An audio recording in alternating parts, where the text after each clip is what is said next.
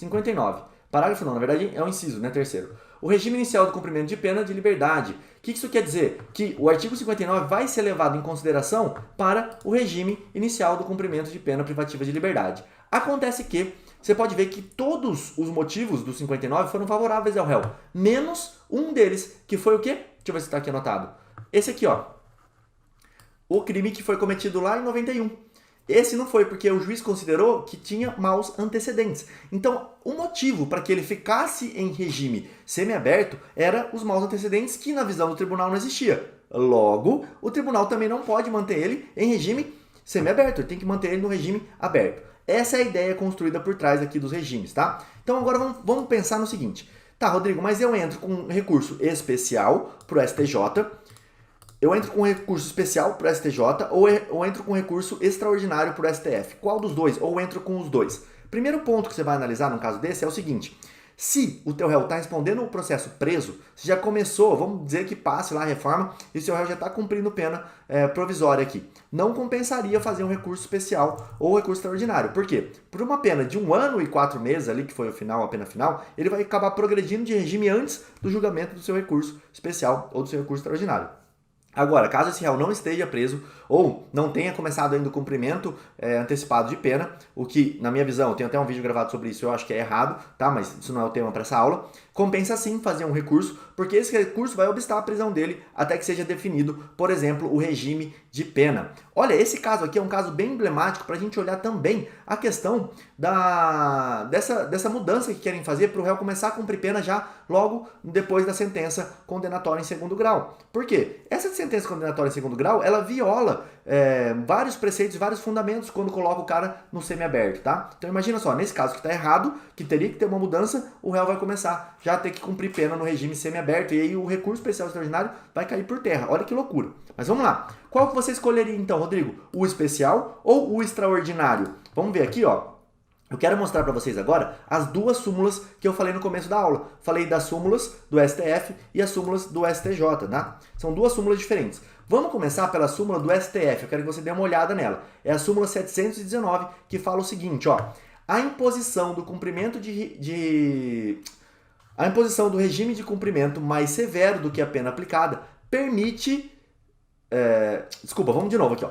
A imposição do regime de cumprimento mais severo do que a pena aplicada permitir exige motivação idônea. Então, primeiro ponto, o STF ele até permite que o regime de cumprimento seja mais severo do que a pena aplicada, mas ele exige uma motivação idônea. É aquela abertura que o juiz colocou realmente do artigo 59, parágrafo 3º. Olha, eu olhei que todas as circunstâncias judiciais eram desfavoráveis, eram ruins ao réu. E aí eu vou dar um regime aberto para ele porque a pena ficou abaixo de 4? Eu posso sim modular. Essa seria a ideia aqui, tá?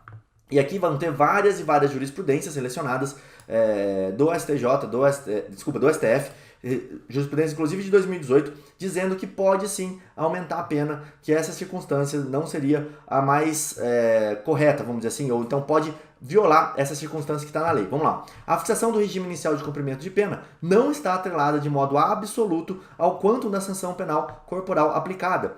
Desde que o faça em decisão motivada, o magistrado sentenciante está autorizado a impor ao condenado regime mais gravoso do que o recomendado nas alíneas do parágrafo 2º, artigo 33 do Código Penal. A gente já viu, tá? Isso daqui, hoje, esse parágrafo 2º aqui hoje, já viu como é que funciona na doutrina. Então, eles admitem sim que ele possa modular o regime inicial do cumprimento de pena. E aqui vai ter várias decisões iguais, tá? Então, você acha que vai adiantar a gente entrar com recurso para o STF? Vamos anotar aqui a súmula para vocês, ó, 719, tá?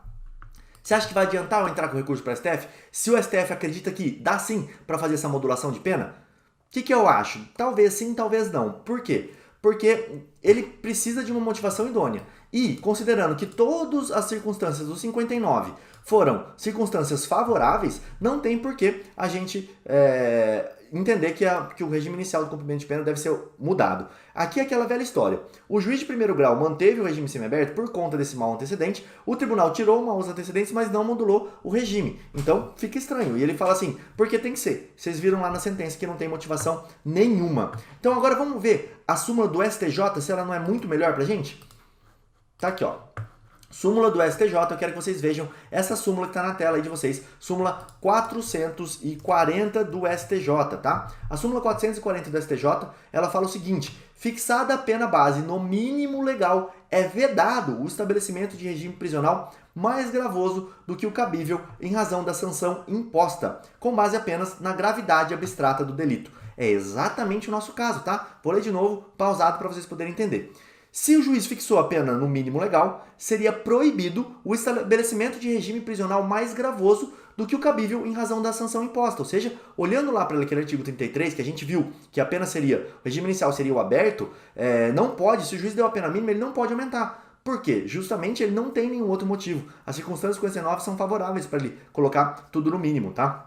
Com base apenas na gravidade abstrata do delito. Ou seja, o crime é de roubo, um crime grave, então eu vou colocar ele já no semiaberto. Não pode. Ainda mais agora com a entrada em vigor do pacote anticrime. Isso está ainda mais estrangulado, vamos dizer assim, morto dentro do processo penal.